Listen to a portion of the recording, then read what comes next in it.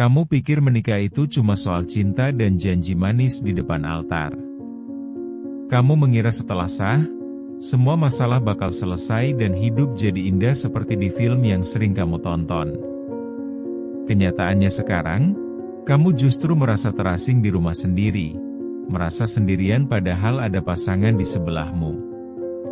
Kamu terus berharap dia berubah, kamu terus memohon agar keadaan kembali normal. Tapi sadarkah kamu bahwa harapan tanpa akse itu cuma omong kosong yang membunuhmu perlahan?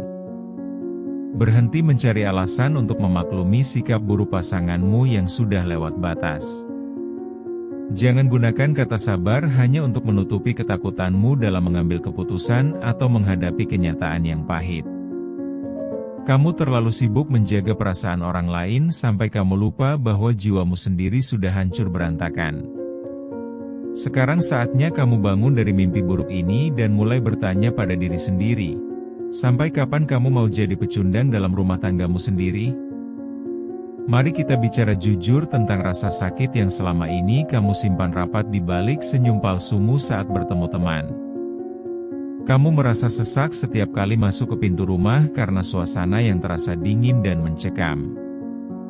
Kamu terbiasa menelan amarah, menyimpan tangis di balik bantal, dan berpura-pura semua serius saja demi menjaga nama baik keluarga. Padahal di dalam sana, kamu sedang berteriak minta tolong tapi tidak ada satupun telinga yang mau mendengar dengan tulus. Kamu sering merasa bahwa kamu sudah memberikan segalanya, tapi tidak pernah merasa cukup di mata pasanganmu. Kamu mencoba jadi istri atau suami yang sempurna, melayani segala kebutuhan, tapi yang kamu dapat justru pengabaian atau bahkan kata-kata kasar. Kamu mulai mempertanyakan harga dirimu sendiri, merasa bahwa kamu memang tidak layak dicintai atau memang kamu yang terlalu banjak menuntut. Pikiran itu terus berputar, menciptakan lubang gelap yang membuatmu merasa kecil dan tidak berarti. Realitanya, banyak dari kamu yang terjebak dalam siklus permintaan maaf yang tidak pernah benar-benar terjadi. Dia minta maaf saat kamu sudah di titik nadir, lalu dia melakukan kesalahan yang sama berkali-kali setelah keadaan sedikit tenang. Kamu percaya pada janji manis itu karena kamu takut akan kesendirian. Kamu lebih memilih menderita bersama daripada harus menanggung rasa malu jika orang tahu rumah tanggamu sedang berada di ujung tanduk. Kamu melihat pasanganmu berubah menjadi orang asing yang tidak pernah kamu kenal saat pertama kali bertemu. Tidak ada lagi diskusi hangat, yang ada hanya perdebatan kecil yang berakhir dengan diam 1000 bahasa selama berhari-hari. Keheningan itu jauh lebih menyakitkan daripada teriakan, karena keheningan adalah tanda bahwa komunikasi sudah mati dan rasa peduli sudah menguap hilang begitu saja. Kamu mungkin merasa bahwa ujian ini adalah takdir yang harus kamu jalani dengan pasrah tanpa perlawanan. Tapi ada garis tipis antara sabar dan bodoh. Menahan luka yang terus menganga tanpa ada usaha untuk menyembuhkannya bukan disebut sebagai perjuangan, melainkan pengabaian terhadap diri sendiri. Kamu membiarkan dirimu menjadi tempat sampah bagi emosi negatif pasanganmu tanpa pernah memberi ruang untuk kesehatan mentalmu. Rasa lelah itu bukan cuma soal fisik karena mengurus rumah atau bekerja mencari nafkah. Ini adalah lelah jiwa yang membuatmu merasa hampa meski sedang berada di tengah keramaian. Kamu merasa terperangkap dalam sangkar emas atau bahkan sangkar besi yang kuncinya dipegang oleh orang yang seharusnya melindungimu. Kamu mulai kehilangan jati dirimu, kehilangan hobi, dan kehilangan semangat untuk melihat hari esok. Pada akhirnya, kamu harus sadar bahwa kamu tidak bisa menyelamatkan seseorang yang tidak merasa dirinya sedang tenggelam. Kamu tidak bisa memperbaiki rumah tangga sendirian sementara pasanganmu justru sibuk merubuhkan tembok-tembok yang kamu bangun dengan susah payah. Menunggu keajaiban tanpa ada perubahan sikap adalah bentuk penyiksaan diri yang paling kejam yang pernah kamu lakukan pada hidupmu sendiri. Bayangkan seorang ibu yang setiap pagi sudah bangun sebelum matahari terbit untuk menyiapkan segala kebutuhan keluarga. Dia memasak, mencuci, dan memastikan anak-anak siap sekolah dengan rapi. Namun semua itu dianggap angin lalu oleh suaminya. Saat suami pulang kerja, tidak ada satupun kata terima kasih, yang ada justru keluhan tentang rasa makanan yang kurang pas atau rumah yang kurang bersih. Dia hanya bisa terdiam, menelan semua kekecewaan itu sambil tersenyum tipis agar tidak terjadi keributan di depan anak-anak. Atau lihatlah seorang suami yang bekerja keras siang malam demi mencukupi kebutuhan rumah tangga yang tidak ada habisnya. Dia pulang dengan kondisi fisik yang sangat capek, berharap mendapatkan ketenangan dan dukungan dari istrinya. Namun yang dia temukan justru rentetan tuntutan, omelan tentang hal-hal kecil, dan kritik tajam yang menyerang harga dirinya sebagai pemimpin. Dia merasa tidak dihargai, merasa hanya dianggap sebagai mesin uang yang tidak punya perasaan dan kebutuhan emosional. Ada juga pasangan yang terlihat harmonis di media sosial, mengunggah foto liburan mewah dan kata-kata romantis yang menyentuh hati. Tapi begitu layar ponsel mati dan pintu rumah tertutup, mereka tidak saling bicara selama berjam-jam. Mereka tidur di ranjang yang sama tapi terasa ada jarak ribuan kilometer di antara mereka. Komunikasi mereka hanya sebatas hal teknis seperti uang belanja atau jemputan anak, tanpa ada lagi rasa saling memiliki yang tulus. Coba ingat momen ketika kamu mencoba memulai percakapan serius tentang masa depan atau perasaanmu yang terluka. Kamu sudah mengumpulkan keberanian, memilih kata-kata yang paling lembut agar pasanganmu tidak tersinggung. Namun respon yang kamu terima justru adalah tatapan dingin.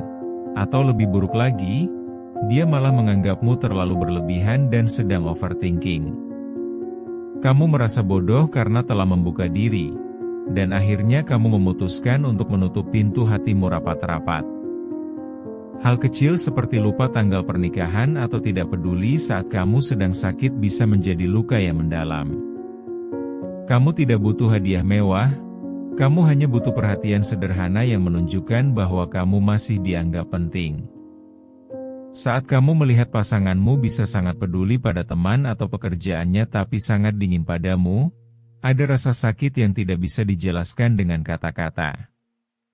Kamu merasa menjadi prioritas terakhir dalam hidup orang yang seharusnya menjadi prioritas utamamu. Kondisi ini membuatmu terjebak dalam rutinitas yang membosankan dan menyiksa setiap harinya. Kamu bangun, menjalankan peranmu, dan tidur dengan air mata yang mengalir tanpa suara. Kamu merasa hidupmu stagnan dan tidak ada jalan keluar yang terlihat jelas. Kamu merasa sudah mencoba segala cara, tapi hasilnya tetap nihil karena kamu hanya berjuang sendirian di medan perang yang seharusnya kalian hadapi bersama. Titik balik itu datang ketika kamu mulai sadar bahwa kunci kebahagiaanmu tidak boleh berada di tangan orang lain, bahkan pasanganmu sekalipun. Kamu harus berhenti meletakkan seluruh harga dirimu pada bagaimana pasanganmu memperlakukanmu. Saat kamu berhenti mengemis perhatian dan mulai memberi perhatian pada dirimu sendiri, disitulah kekuatanmu mulai kembali. Kamu menyadari bahwa kamu adalah individu yang utuh sebelum kamu memutuskan untuk menjadi bagian dari sebuah pernikahan. Mulailah dengan menerima kenyataan bahwa pasanganmu mungkin tidak akan pernah berubah sesuai keinginanmu. Berhenti berharap dia tiba-tiba menjadi sosok ideal yang kamu impikan. Dengan menerima kenyataan pahit ini, kamu justru terbebas dari kekecewaan yang terus-menerus. Kamu tidak lagi menggantungkan mad harianmu pada sikapnya, sehingga kamu punya energi untuk membangun kembali puing-puing mentalmu yang sudah hancur. Kamu mulai mencari kembali jati dirimu yang hilang, melakukan hal-hal yang membuatmu merasa hidup dan berdaya. Mungkin dengan kembali belajar, menekuni hobi lama, atau sekadar meluangkan waktu untuk bernapas dengan tenang tanpa gangguan. Ketika kamu mulai mencintai dirimu sendiri dengan benar, kamu akan memiliki standar baru tentang bagaimana kamu layak diperlakukan. Kamu tidak lagi menerima perlakuan buruk hanya karena kamu takut kehilangan dia. Energi baru ini bukan berarti kamu menyerah pada rumah tanggamu, tapi kamu sedang memperkuat fondasimu. Kamu menghadapi masalah dengan kepala tegak, bukan dengan isak tangis yang melemahkan. Kamu mulai berani menetapkan batasan yang tegas tentang apa yang bisa kamu toleransi dan apa yang tidak. Kamu belajar bahwa menjadi kuat bukan berarti tidak merasa sakit, tapi tetap bisa melangkah meskipun luka itu masih ada. Sekarang bangun dan berhenti berperan sebagai korban dalam hidupmu sendiri. Jangan biarkan dirimu terus tenggelam dalam kesedihan yang tidak berujung hanya karena kamu terlalu takut untuk mengambil langkah tegas. Hidup ini terlalu singkat untuk dihabiskan dengan meratapi seseorang yang tidak menghargai kehadiranmu. Kamu punya pilihan untuk tetap tinggal dan memperbaiki dengan syarat yang jelas, atau berani mengambil jalan yang berbeda demi menyelamatkan sisa hidupmu. Jangan tunggu sampai kamu benar-benar hancur baru memutuskan untuk bergerak. Kekuatan tidak datang dari ketiadaan masalah, tapi dari keberanianmu untuk menghadapi kenyataan seburuk apapun itu.